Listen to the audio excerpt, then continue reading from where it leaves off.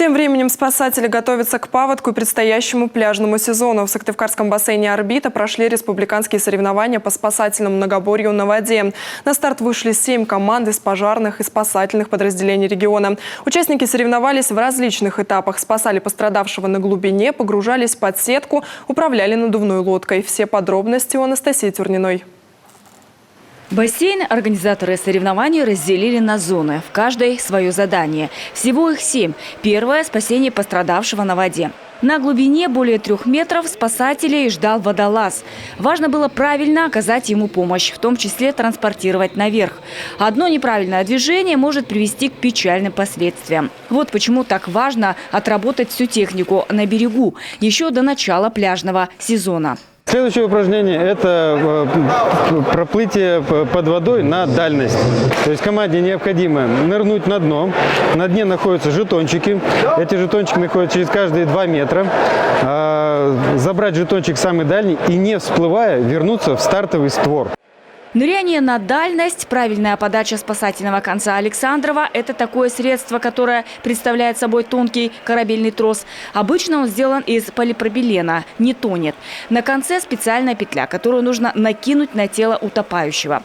Предстояло командам испытать на себе и новое упражнение – погружение под сетку. По замыслу организаторов, каждый член команды должен проплыть до конца дорожки, взять груз весом 5 килограммов и, возвращаясь с ним обратно, нырнуть под сеткой, натянутой на глубине. Задание сложное, но спасатели справились.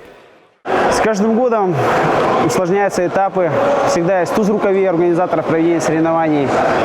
Сейчас добавился этап проныривания на глубину 3 метра. Доставка, так скажем, ценного груза в виде 5-килограммового блина. Кажется, что все так просто, но, возвращаясь обратно, ощущаешь на своем пути некоторые трудности.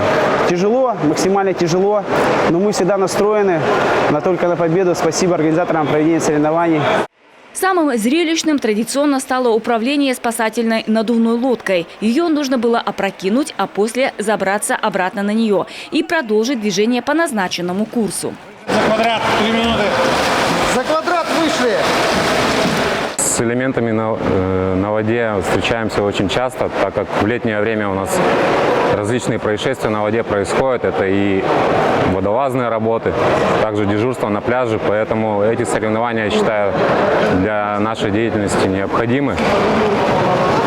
Они помогают тренировать наши навыки, которые летом будут пригождаться нам при работе с людьми.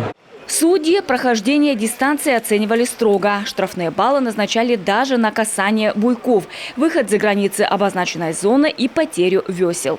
Первое место заняла команда «Спас Коми». Серебряным призером стала команда 1-го пожарного спасательного отряда Главного управления МЧС России по Коми. Замкнула тройку лидеров специализированная пожарная спасательная часть. Анастасия Тюрнина, телеканал «Юрган».